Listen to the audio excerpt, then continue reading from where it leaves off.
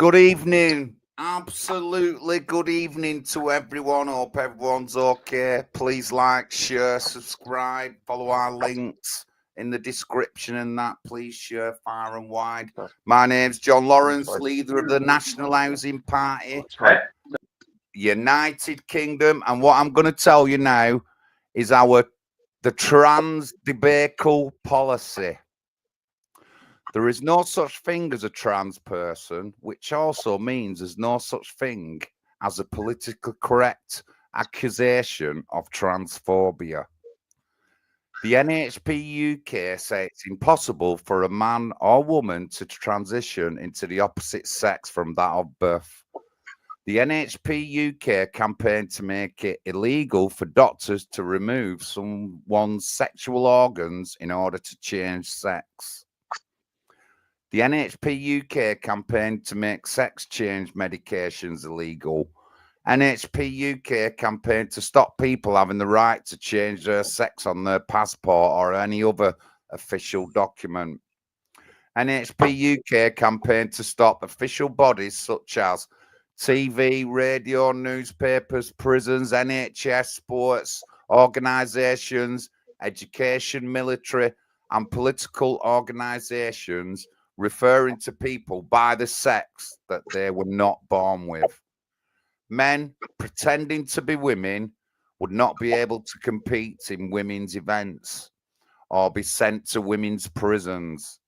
It's not a coincidence that this has become a major issue within our society. The trans ideology is a result that we think of Christianity being removed from our formerly Christian society. That's our trans debacle policy. And tonight we've got Stuart Boniface. Good evening, Stuart. Good evening, John. Boss, how are you doing? Good, good. And then we've got James. James, can you hear us? Yes, I'm connected now. I can hear. Oh, hello. Good evening. So I mean, it was James's idea to talk about this because it's Pride Month, and last week I was telling you about the war on men and the way society is shaped to be anti-man. But this particular issue, the LGBT trans debacle, is just as critical. Is just as critical in everything that's going on. So further ado, let's get James starting first. James. Yeah, good evening. I think, it's clear what's been going on, and how much the LGBT and pride movement have been pushed in all areas of politics, in just everywhere, in communities, in towns, in cities. And I'm an open person. I think people can be how they want to be, and they've got freedom of will and freedom of movement. I'm all there for it. I'm all for that. But when I see it starting to be pushed and not actually for the benefit of the people, to the point where it's degenerate and it's affecting people's lives, it's a problem for me. And it's been very damaging to our society. And like you said earlier, John, I think a big problem is we've lost contact with faith, with Christianity, with religious values and tradition, because everyone serves something, right? And if you've lost connection to a proper faith, you end up serving things that isn't good, but it's perceived to be good. And it's just been another one of those things that's completely divided our society and stops us from coming together. Yeah, definitely, mate. It has. It really has. But anyway, let's Stuart. So I'm just going to try and get Stuart's info up that he's looked at on screen. How do I do that now? I'll have to show the WhatsApp. Let's get Yeah, what John's trying to pull up is I did a couple of very simple grok searches on what the government is paying out to charities like Stonewall, who push the LGBTQ plus MAP agenda socially and in our schools. I had to then slice and dice it a bit, refine the question a bit to get even more information, because even Grok AI will try to hide things. And John's got up a massive list there. We are paying out millions nationally to push this agenda on our children especially. We're also pushing it abroad in Muslim countries for F's sake. It's money that we should not be spending pushing what I believe is really a traditional communist agenda. Communist agenda will highlight a specific group as being special or protected, and that divides society. And communist playbook is to divide society so they can take it over. The LGBTQ plus MAP, it's a slippery slope. It started with homosexuality. You know, okay, that was accepted. Then it was civil partnerships. Then it was marriage. Then it's gone right through to accepting men dressed up as women who still have everything intact and don't want to change their bodily parts, most of them. So over 80%, but there was, I can't remember the name, Belfort or Belmont study that was done years ago that said over 80% of trans men are autogynephiles. So basically they get a sexual kick of dressing up as women and being around women and in women's spaces. The whole agenda is smashing our society apart. Yes, we can accept who we can love, but you do that behind closed doors. Why is it one of the most important things, it seems, in society is you've got to display your sexuality? I couldn't care less about your sexuality. Keep it private. That's the way it should be, behind closed doors. What you do privately is up to you. There should not be a national agenda helped along and pushed by our government, paying non-governmental organisations like charities, especially the ones that are going into our schools and teaching that 4-year-olds need to be taught about masturbation. It's gone from trying to accept trans people to now you've got to accept minor attracted persons, paedophiles, pederasts, the like. You've got liberal women out there saying, oh, can you just imagine that you can't ever meet your love? You can't ever do it. How lonely would that be if you can't love the child you want to love? It's absolutely disgusting. It needs to be removed from our society. Totally. And you mentioned doctors, James, or in our policy, actually, I think, John, I agree with you. No surgeons should be able to do any cutting off of any bodily parts or reshaping in any shape or form unless, you know, it's disfigurement, proper plastic surgery, traditional plastic surgery to improve someone's life, not to destroy their lives. I mean, if you've ever watched, and it's available online, you can watch online how they destroy somebody's body and then try and reform it, and it is absolutely horrendous. In the courts at the moment, in the English courts, being kept very, very quiet, there are 2 trans men. So it's women who have had penises built. Trouble is, the penises rotted and fell off. People don't know the dangers that every single time that a surgeon performs that surgery, every person is a different test, just like the hormones and puberty blockers and stuff like that. Each one has to be personalized to that person. So each one is a test without short-term, long-term results. Do you know?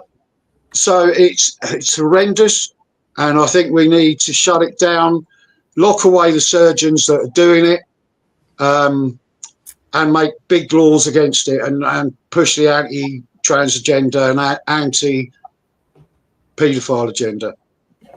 Right, I'll let somebody else speak now. Sorry. Right. Well, anyway, we've been joined by Pat, who I'll guarantee has been out knocking tonight. That's what it is with Pat. But good evening, Pat. Sound check. Is sound okay? Crystal clear. Okay. Yeah. Thanks everyone who spoke. Yeah, I've been listening from the beginning, and very good policy. If you don't mind me saying so, check our policies out on our website, nationalhousingparty.uk. And yeah, it's an important policy because, you know, it's outrageous that these doctors, you know, like Stuart just said, they're ruining people's lives by cutting healthy body parts off of people what are perfectly functioning well. And, you know, and I mean, I suspect they're driven by financial greed is the main driving force to it. But it's just disgusting what they're doing. It's, you know, it's like barbaric basically. And like we say in the policy, it's a result of removing Christianity, you know. And I'll be honest with you, in my younger years, I was quite liberal with sexual matters. And, you know, I thought it was okay to have lots of girlfriends and things like this, you know.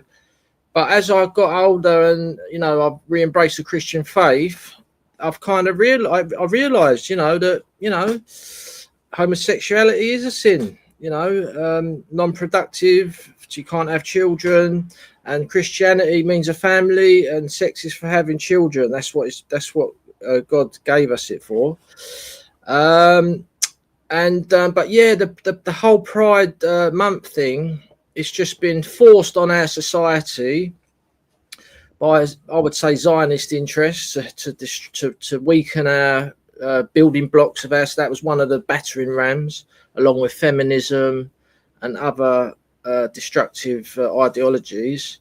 But yeah, and it's basically an anti-Christian agenda. So, you know, the Pride flag, you know, it kind of represents anything goes sex. So, you know, you can have like 3-5 girlfriends if you're a man, or, you know, it's okay for like sex workers, you know, whatever they do, it's okay. You know, so basically it's saying it's okay to have sex outside of marriage. That's what it's saying. So it's a completely anti-Christian concept, and they've managed to infiltrate you know, the most popular sport in this country and other sports as well, but football. And, you know, they're getting them to wear the armband, the rainbow armband and all that. But they would never, and the corner flags in the football matches. This is one of the reasons I don't watch football anymore. That's not the only reason. You know, there's Black Lives Matter, the Kick It Out campaign, women presenters, gambling adverts at halftime and all this. But they would never have, you know, a Christian cross on the corner flags. You know, they would never allow that. You know, they wouldn't allow a Christian cross on a captain's armband or something like that. So it's being forced upon the people, and you know, it's very destructive. But I think a lot of people like this. I'll be honest with you. I'm in central London, and I'm seeing less and less of these rainbow flags. I really am. I think people are just, they're done with it now. And like Stuart said, you know, there's always going to be people that are attracted to the same sex and all that. It's all been throughout history. But like, you know, why do you have to tell everyone? You know, and I got told the other day that there's a Church of England school around the corner from me, and there's like 3 openly gay teachers in the school. The Muslims are upset about it, and I can understand why they are. Because at the end of the day, why have the teachers even let it known to everyone that they're that way? You know, why do they have to do that?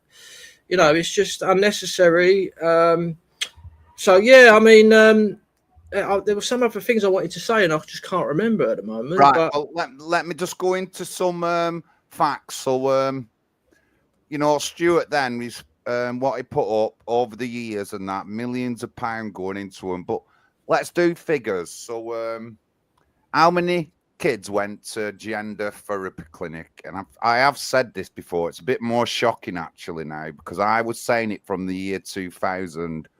So, and figures give like 2 children every week went to gender clinic in 2009, 2010. That is now in 2017, 18, 50 kids a week, which is like 2,000% increase or 1,000% increase or something like that. So, and that is just within 2009 and 2018, and that is a shockingly small, short space of time. That is a small space of time. So this is why I always say it's been they've played a book, they've thrown it into our system, and within just a few years, they've messed our kids' heads up. Now, what comes with this as well, with this trans ideology, is a lack of responsibility. So I was contacted by a parent whose child went to Failsworth Academy. And while there was lockdown, they were doing stuff at home. He's walked into the room while the teacher's calling his daughter a lad's name, Charlie, or something like that. And that's not a name, or that's what she likes to be called at school. So the breaking a point of contact there, that there was no... You know, the teacher didn't have to inform the parent or anything. Now, if I would have been a parent, I would have felt like I've been lied to. That's what I would have felt like. And, you know, like, I had to talk to this parent, it's a good friend of mine, actually. But, you know, he really gets upset and wound up that, like, the cutting that, like, sort of, like, contact between a family member by not telling the parents what the kids want to be called in school. So, you know, no, we don't like the family unit. You don't have to tell your parents. When then kids grow up, they have no responsibility and no accountability to anyone. We would have been able to account when I were younger if we'd have done something like stupid or anything. But we can't even hold these people to account now. And we were talking about Quangos last night. So it's a company that, like us, an organisation that's not sort of like linked to the government, that's funded by the taxpayer, but doesn't have any kind of official person running it. That Tavistock Centre and that Meriden, they just have freakish Marxists who've just come out of the Marxist projection indoctrination school. You know, them are the people who run them organisations. So... And that is a big thing within all our communities. And we have like them kind of people running these organisations that the government's putting millions into. And like Pat says on our policy, we don't want it advertised in football stadiums, and we don't want that pride flag on top of the church or anything like that. And if you want to start on me, go and put your pride flag on the top of a mosque or a synagogue. Just won't be allowed. And, you know, we're sick of it. And the effect on the other sections of community is big as well. You know, there's already been lots of trouble between parents and the authorities in Birmingham, Bradford. It happened in Oldham because of this issue. You know what I mean? And I fully support any kind of protest against this. I fully support it. I'll be on it if they do them again in Oldham. And you know, the authorities, they just put you down, they treat you bad. I went to the Mayor's question time, and one of the girls of the like Let Women Speak section, they were there, and they were saying how the police just let these people like right up to them and just start beating women and stuff like that. So this is men in dresses and all that, trying to attack women in mass and all that. Like, honestly, if I was Greater Manchester, Mayor of Manchester, they'd all be locked up. I'd ban all them protests. I'd ban them, and I'd lock them up. But anyway, more on that coming up. So please like and subscribe, share our stuff, please. A little bit of a side announcement from me. A couple of the girls involved in the Oldham child sexual exploitation scandal have come to me, and I'm going to be supporting them over the next couple of weeks. They've got some ideas of some social media that they want to do and stuff like that. And this is two girls who I've been talking to for like 10 years on and off. And so I'm going to help them do that stuff, whatever they can on video and that. So that'll be up and coming. They've got a Facebook page, and they're going to register as a charity to get some donations. I've already passed them on, give them some links and some tips, and going to get a couple of other very, very knowledgeable people involved in supporting these girls. But that's up and coming. But anyway, let's get back to the debacle of this thing. So debacle. So just in this few years, they've absolutely indoctrinated our children, and it's unbelievable. 2009, them records started, and it's like, that's scary. That's good. Just less than 20 years. That's really scary. Thing is, John, did you know the Tavistock Centre has been going since the 60s? So, and there's been finances poured into universities over the years. So it's not just the indoctrination of our schools, it's the indoctrination in the teaching colleges and universities. Yeah. And also the inset days. So when a teacher goes, oh, I've got an extra day of inset, that's teacher training. They're not teaching them how to teach better. Yeah. It's all environmental, social guidance, or governance, should I say, diversity, equity, inclusion, the whole trans agenda. You know, we need to stop it. Yeah, let me jump in. So I just remembered what I was going to say now. So, you know what I mean? GB News and Reform UK, they try and claim that they're against this. People think they're against the trans ideology, and they're not, right? Reform UK, they're a half-measure party. So with the invasion at Dover, they're only saying that they're going to give half of the solution. They want to leave the ECHR. The ECHR, you know, helps prevent failed asylum seekers get deported after their asylum claim has failed when they are inland on the UK. The 1951 UN Refugee Convention, that is how they get into the country. And Reform don't want to leave that convention. They don't want to talk about it. So they want to do half measures that. The trans issue is they say, oh, we're against trans education in the schools and kids under 18 transitioning. But they're okay with adults doing it. They're okay with healthy individuals who might have mental illness to go to doctors and have their body parts chopped off. It's disgusting. Somebody mentioned the money. It is a cash cow because the surgeons and doctors involved get a kickback from the pharmaceutical companies, which have to drug that person for the rest of their life. Yeah. So basically, Reform and GB News, they start crying about men taking part in women's sports events, right? And that, oh, they're going to treat these people as women. But at the same time, they have people on GB News and they refer to them of the sex that they wasn't born with. So they're, you know, like transsexuals and stuff on their TV station. So, you know, they say they're happy with adults transitioning, but they can't take part in. Why do you think there's a problem with them taking part in women's events and going to women's prisons as well? So, you know, and also on my campaign trail, quite a few gay people, had quite a few transsexuals on my travels, door knocking.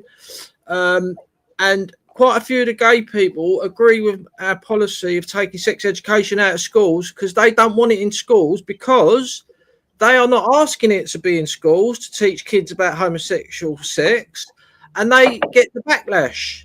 Everyone thinks that they're demanding it, and they're not. And it's these white lefty kind of Remainer types who are doing it all. And I was going to mention also that the core vote of Labour now is these kind of trans activists, trans people, and the white lefty scum woke.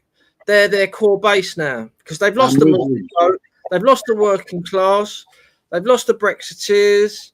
You know, Labour are finished. And but yeah. So that's my input to the discussion so far. My campaign's going really well. It was out tonight. Got my 2 days campaigning out of the way. And, you know, the drug problem's so bad in Covent Garden. It's just unbelievable. I took a picture. So if anyone wants to see on my Twitter, there's someone taking crack, like just sitting on the floor in the street. And I've started a petition to implement a solution for the problem down there, which is automatic 4-week prison sentence for anyone taking Class A drugs openly on the street. So not everyone wants to sign it, though. Everyone, you can't please everyone. And I went round to a voter who supports me on everything, but he wouldn't sign the petition to do that. He said, "Oh, you shouldn't penalise the people." I was like, "Well," I says, there's kids and that with pushchairs and people banging up heroin in front of them at 9 in the morning." Anyway, so we'll start on the round now. We'll go to James. So James, how we gonna tackle this? We can stop things, but we can stop education and all that lot. But how we're gonna tackle it? The problem we have has gone so far now that any sort of radical, necessary reverse of this is going to cause problems to begin with. And it's one of those where it's going to get worse before it gets better, in my opinion. But you got to look at the bigger picture, because we're like right down the bottom of this now, when it's had such a massive degenerate and divide effect. And what you were saying, Pat, about the gay people who you're door knocking, and they don't support it at all. And that just goes to show it's not for the people's favour. It's made to look that way, but actually it's doing so much damage. And then you got to look into it a bit more, like how many different groups of people are involved in pushing this.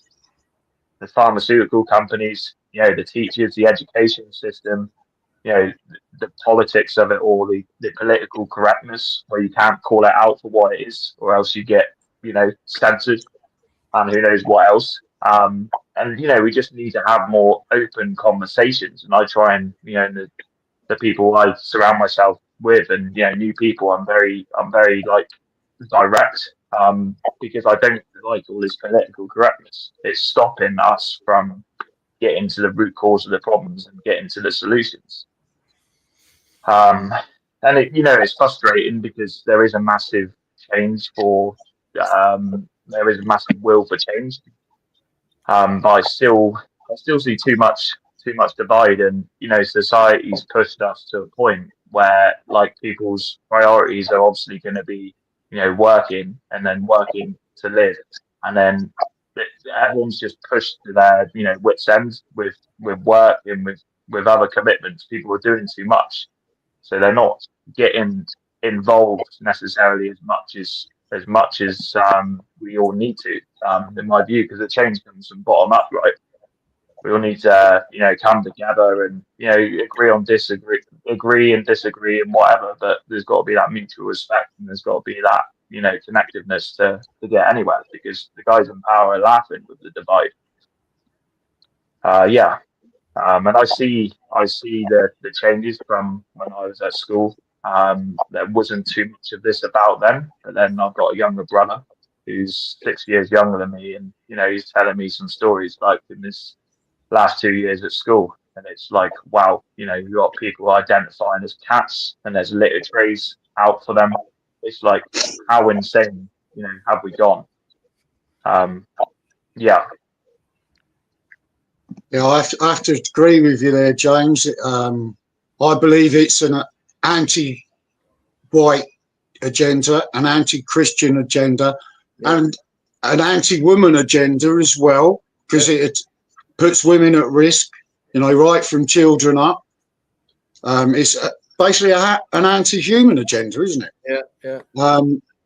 I would ask anybody who's listening online, if they want to find out a little bit more, maybe check out the Kalergi plan. Also, there's a Russian spy called, I think his name's Brzezinski, and he lays out like a 10-point plan of how to destroy a society in the name of communism or whatever, so somebody else can come and take over. So that there is literature out there where you can pick up information on this. I would also...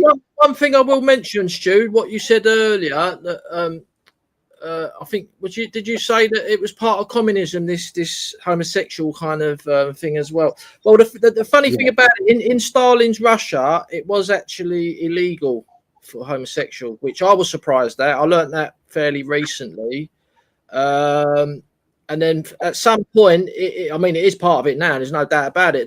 They want to make everything the same, whether it's skin color, sexuality, male and female, you know, everything. It's like just make everything into one big blob. But interestingly enough, the Stalin regime would not tolerate homosexuality. So back over to you, Stu. Yeah, I'm not too clued up on too much on Russian history. I know that I believe it was the 20s or the 30s that they did have a lesbian gay movement, but I believe it was crushed by one side or the other in Russia, because, you know, you either had the Zionists or the Bolsheviks in charge really over there. Right. And you only have to look at how Chairman Mao destroyed the family. Yeah, you know, turned the children against their parents, and this is part of it. You know, schools, I think, make children more confused for a start, and when it comes to parents, if they're telling children not to tell their parents, that's like a stranger or an abuser saying, it's just our little secret, don't tell mummy or daddy. Yeah. Do you know what I mean? So anything they can do to destroy the family, destroy Christianity, destroy society.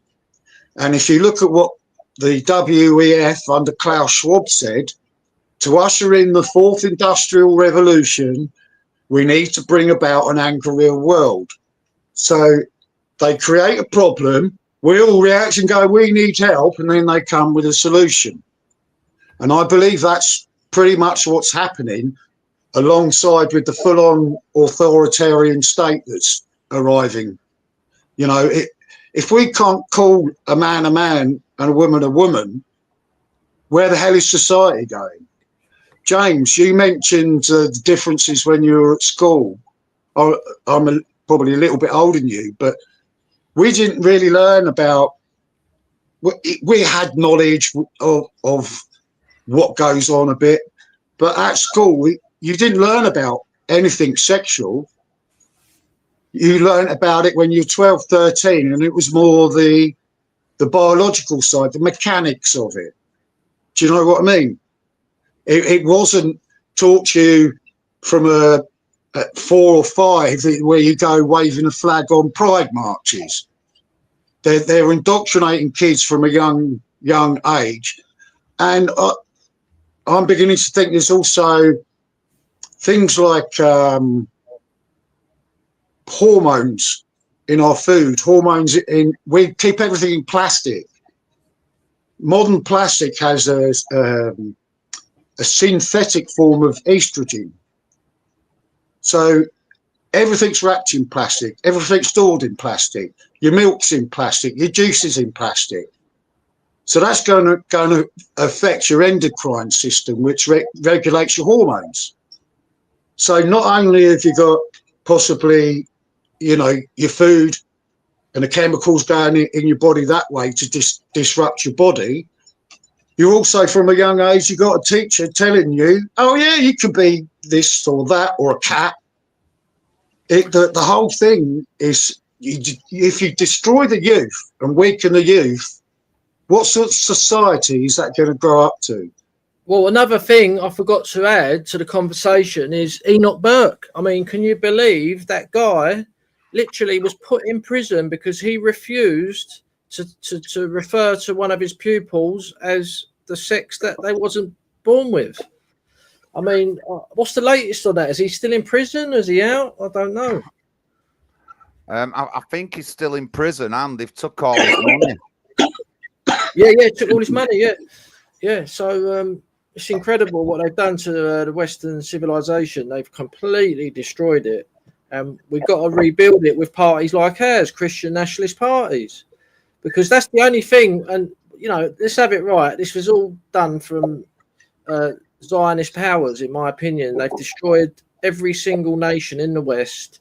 They've deliberately prevented any Christian nationalist party rising up, because that's the only organization which could defend themselves against it. And we've got to fight on. It's difficult, but every single one of us in this party is a hero, and the march goes on, John. It certainly does. It certainly does. Please like and subscribe. Share all our details. Get to our descriptions. Please and share everything. If you're interested, you can email us. Do you want to plug the key ring, John? Could I just jump in and say something? And some people probably won't like this, but I would investigate for yourself the Talmud, a Jewish rabbi written scripture. And in there you will find a description of 8 different genders. Well, apparently that's where it comes from, doesn't it, Stu? As far as I can see, I'm not an oracle. I've just been learning as I go along. But what I am learning about that is horrific. And there is worse in there, if you can believe it. So just ask Grok a few things about it, and Grok will give you a few answers, or look it up online. You can find it out for yourself. Yeah. But I do believe that's the roots of it. And if you look at the Kalergi plan, then it's part of that plan to disrupt society. Yeah. Just to reiterate about the key rings, we got these really nice key rings, and it's all for raising money for the party. The key rings are £10, and £6.50 of that goes into the party for leaflets and that for various campaigns around the country. Got one in Grimsby, Ormskirk, Oldham. Got multiple campaigns in London, and so email us or DM me on Twitter, X, email admin@nationalhousingparty.uk if you want to buy a key ring. Or alternatively, we will be at the conference on the 23rd of August. Please come along to the conference. There's going to be lots of speakers there. And it's going to be a really good day. Barbecues, food, speakers. Going to meet all the crew of NHP UK. And there'll be other merchandise on sale there as well. There's some mugs. I've ordered the mugs yesterday. They are in the pipeline, and they'll have the NHP UK logo on them as well. So if you want any key rings, please email us or send us a message. And there is a little extra fee for the postage. But also, if you want to come to the PTSD camp conference, we're having the conference on the 23rd. Where is the camp, Pat, please? It's in Bath, near Bristol, and it's going to be a good day. So don't miss it. It's going to be a very good day, and I'm looking forward to it. Lots of people from London coming down, and we've got a little mini bus going down there with lots of people to get in there. So it's going to be good, and everything is going well. Over to you. Thank you. So, like James said a bit earlier on, it is going to be difficult, guys. It really is. And linking to what Stuart said, it's already been highly infiltrated in our root system of our society. So it's going to be a bit of a difficult thing, this. But I think we can get on board with it. I think we can push things to happen. Staffordshire Council now, the Majority Reform Council have said they're not going to be doing these things. They're not going to have the pride flag up, and that's their choice. And so we just need to keep that pressure on. If you're an independent group, get that pressure on. I'll be standing by any councillor in Oldham who wants to get rid of this woke rubbish. I'll stand with them. But you know what I mean? As an NHP UK council, I'll stand with them. We need a bit more come together like that. Of course, the mainstream parties, it's difficult for them because they're intimidated, they get deselected and stuff like that. But we work small, all these independent councillors, they'll all start going against it. And it's going to be good for us. It really is going to be good for us. In Oldham, we've got more than 15 independent councillors, you know, and it's a big pressure now on the council to change things how we want. That's how it goes. So get politically involved. We've got our direction, you know what I mean, and it's local politics. I really don't have time, for anybody who just like refuses to follow the process, because until you've run as a candidate, how can you call the process if you've never run as a candidate? And running as a candidate, I've called out the process and pointed where it's wrong and stuff like that. It's up to me to keep that pressure on with emails and the electoral people to sort it. But I really don't have time if you're not going to get politically involved, guys, honestly. You need to start voting and stand up. You know, if you want to get into it slowly, become a paper candidate. Become a paper candidate. If it's on an election other than my years, you can get me or Pat to come as an election agent. And, you know, it's no problem. It is absolutely no problem. I mean, we went to rugby, and I know Ash has had a few problems around his election time, but he really perked up when we went in to the count, and all the people were there like that. And he was going round introducing himself to everyone. Ashley Morgan and National Housing Party, and he liked that bit. So, you know, you might like it once you get to it, but get in contact with us, please. Honestly, it's not difficult. It really isn't. You just need to be able to talk to people, really. And you know, if you think, you know, you're going to start off, you know, we've got young people starting off, and you'll get experience. They might not end up with NHP UK in the future, but I'll tell you what, they'll learn off me, they'll learn off Pat, they'll learn off other people, and then we've got to get them into them positions, you know what I mean? And but yeah, interesting talk. This trans thing, it's madness, guys. It's absolute madness, and it's violent as well. And it's just abusing everything, taking women's rights away. It's just ridiculous. So it's getting to the stage that, you know, maybe I could go into a doctor and say, look, I hate this hand. I don't want this hand to be part of me. Chop it off. I'd be called stupid, or mental. I'd be chucked out of the doctor's office, laughed at, ridiculed, whatever. But if I went in and say, oh, can I have my penis chopped off, please? Yes, sir, no problem at all. Because they get paid. It's not NHS surgeons doing it, it's private. So the NHS pay the private surgeons who do this. That person is then on drugs for life. The doctors get a kickback from that, but so do the NHS, I'm told. So yes, it's a massive big cash cow, another drain on our society. I mean, John, some of the things I gave you earlier, you know, if you go on the government website, it will say 2019, 20 and 21, they only gave £3,000 to stonewall the LGBTQ plus charity.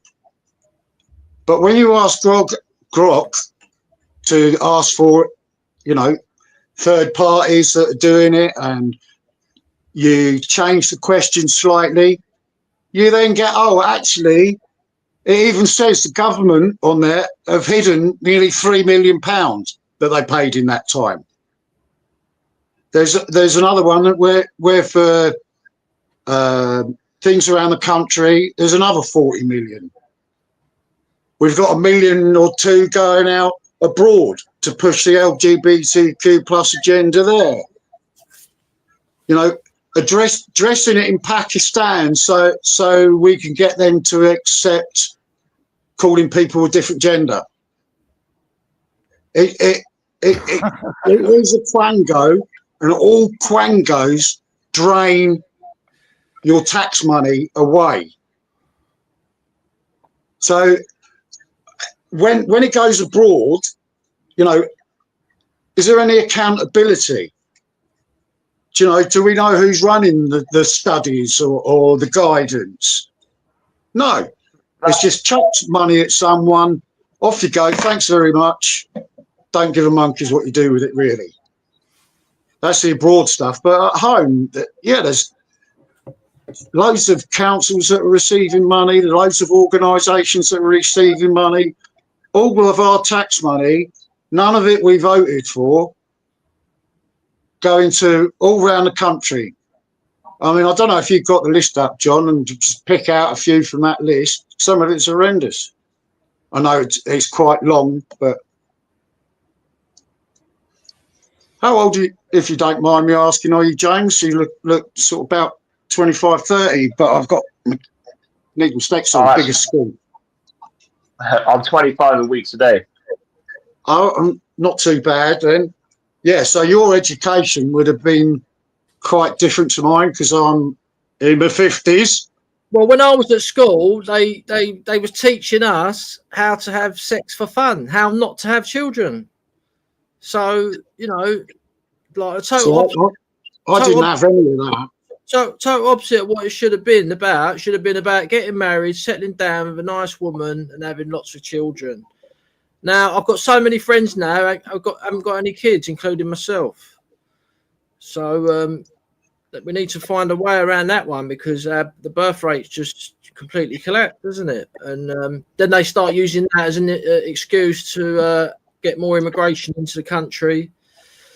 So the UN replacement migration that would have got you shut down 3-4 years ago, it's now acceptable to call it that because the UN called it that. Yeah, so they're replacing us with people What was they teaching you at school, James? they haven't had all their coronavirus jabs that reduce your fertility and other things. Yeah, what was they teaching you at school, James, about sex education? To be honest, nothing stands out that drastic, but I wasn't really, I wasn't that awake at school. Again, that's another topic about the way the schools are designed. I don't think they're good for a lot of people. You know, it's too much like, this is what we're teaching you.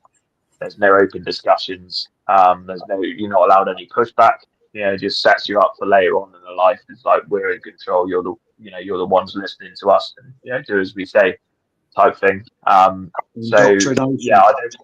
Indoctrination. Yeah, that's the word. And it's crazy because I sometimes say to people, like, you know, I'm potentially, you know, if and when, you know, hopefully I do have children. With how things are now currently, you know, I'd look into, you know, potentially homeschooling, and I get quite a lot of pushback from that. But it's like, hang on a minute, do I really want to send my children into schools how they are at the moment? A little while ago, sorry to jump in while I think of it, a little while ago, there was a teacher with like 30 odd years experience, saw all the wokeness, tried to push back against it, didn't get anywhere, so she left. Coronavirus happens, kids depressed, some parents then decided they wanted a homeschool, but they still had to work.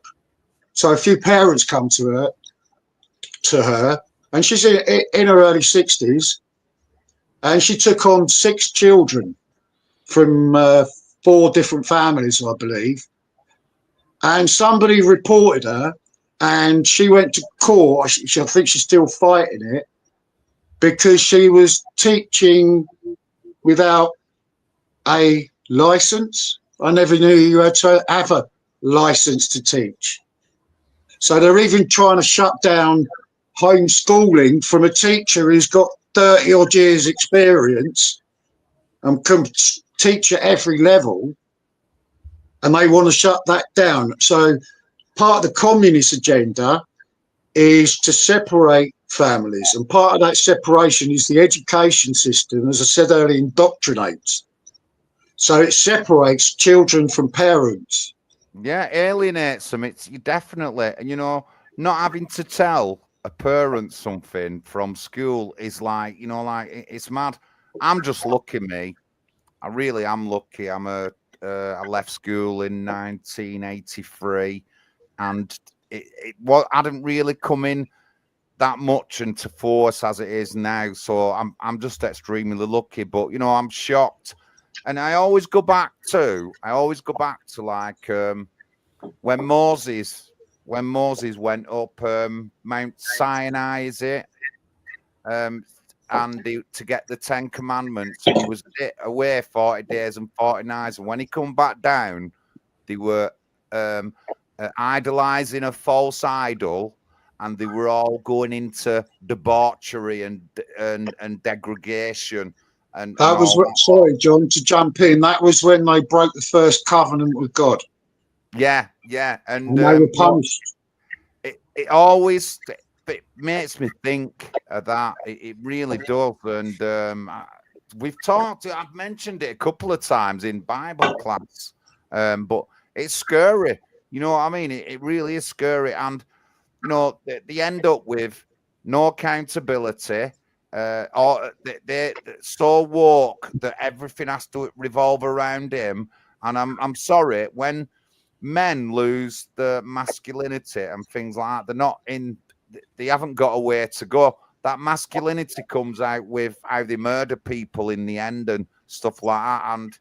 And within the trans and that sort of like ideology, there's a lot of violence. It's well documented. There's a lot of violence, but they're never going to talk about it. Obviously, there's going to be a violence if you take a man's masculinity. Where's his power going to go then? You know what I mean? And our kids are so backwards now. And now, like, it reflects on that other children they don't end up being trans, but they go out stabbing other kids at 15-year-old and stuff like that, and are absolutely unaccountable. But we need to change. We need to be a bit more tougher. You know what I mean? We do need to be bit more tougher. But interesting chat tonight. Anyway, what are the last words on it, guys? Pat? Well, yeah, I mean, we're a Christian nationalist party, and we're pushing Christianity, and that's the only solution. And that's the reason we're in this mess with all this crap being brainwashed into our kids. Need to get back to the Bible, the teachings of Christ, and nationalism, which is a Christian concept. Acts 17:26, God created borders for the nations, and there's strict rules about sex and stuff. A marriage is between a woman and a man, and sex is for having children. Simple as that. Anything else is a perversion. So that's what it says in the Bible. We're all sinners. We've got to repent and follow Jesus. Repent for our sins, be forgiven, and follow Jesus, and free the West from this satanic ritual, which is trans ideology, basically. So yeah, I mean, we've got policies on Christianity. Go to our website, multiple policies on there, which includes all this sort of stuff. nationalhousingparty.uk. Join the party, £22 a year. You know, it's £11 a year if you're not working, you're on benefits. You know, just joining us is a big motivation for our party. You know, even better if you want to stand in local elections, step forward, come and speak to us. Even if you're just curious about it, we can chat to you about it. You know, you can stand as a paper candidate, like John said, or if you just want to come and help us leaflet. We're going to have a hell of a lot of leafleting going on in London between now and next May. This year is going to be the most important year for our party. We've got 6 hopeful candidates who may win next May, John included, myself, Angela in Grimsby, and potentially Carl Butler in Ormskirk as well. But we're also going to have multiple other paper candidates as well. So there's a hell of a lot of leafleting to do. We need donations for the leaflets. If you can even if you can just donate to the party, £5, £10, whatever it is, it's all a great help. And the most important thing is, you know, Jesus is leading this party, and we can't lose. So I'll hand it over to you guys. Thank you, James. Any last words? No, I think you summed it up perfectly there, Pat. Need to get back to normality and, you know, back to, you know, Christianity and family values, and just fundamentally, you know, get back to things fundamentally, and look out for each other, and, you know, build up our communities. Yeah. Thank you, panel. Thank you. Good chat that tonight. A lot of interesting figures. Like Stuart said, if you just do a bit of research yourself, look into the Tavistock, do some fact finding, you'll see all these figures. They give you breakdowns of everything, and over the years it has been a lot of money. And you know, the people who run these organisations, they're not really professional people. You know what I mean? They're just like people who have got 2 screws wrong in their head and stuff. And, you know, they're pushing books into schools and that. And, you know, I'm just warning people now, when I become a counsellor and I find them books in schools, there'll be videos done on it, and I'll be burning the book outside of the school. I'm sorry. These are the things I'm going to be doing. You know, I know a lot of people who are getting intimidated over this, but not so much me. And, you know, we want it out of our schools. It's absolutely disgraceful, the stuff. John, sorry to jump in, but I would ask people to look at the late 1920s, early 1930s, when Germany was renowned for burning books, and we're told in history that they were burning all knowledge so that people would not be educated. No, they removed the degenerate filth from all their schools and all their universities, the whole lot. They got the masses behind it. The masses knew that it was degenerate what was being taught to their children. So they went into the schools, they went into the universities and burnt those types of books. They weren't burning normal knowledge books, they were burning degenerate books, which are now in our school. When I was at school, you used to have a Janet and a John book that taught you the rights and wrongs and basic morals. Now you've got Janet, John and Bob. Do you know what I mean? Yeah, it's wrong. It's got to stop. And people have not got to. You've got to shy away from being afraid to confront it. Yeah, you've not got to be afraid to call a man and a woman a woman. Yeah, other societies in the world don't have this. You know what I mean? But you know, they're under pressure as well from the outside world. Like Stuart said, we send money to teach kids in Kashmir about LGBT. You know what I mean? That's what we do. We do it in Africa and stuff like that. And that's where we send some of our taxpayers' money. Oh, you know, it's just got to stop. It's got to stop. But thank you joining the show, everyone. Don't forget Friday Night Live this week won't be as explosive, but I've got a few things to talk about on the Friday Night Live. And don't forget, I will be doing a separate show for the reboot program. We have second week into it. People think that we don't do these programs. I'm the second week into my third reboot course, my third 13-week reboot course. So yeah, we do these things, and we do actually have 2 veterans who are learning to be coaches. So if I can help and support 2 veterans to be courses, then 2 veterans can talk to other people and teach other people. That's how we want the world to run. That's how, you know. So, and I know that I've helped in them 2 veterans learning that course. I know I personally helped with that. And I feel good that they can go on to do other things.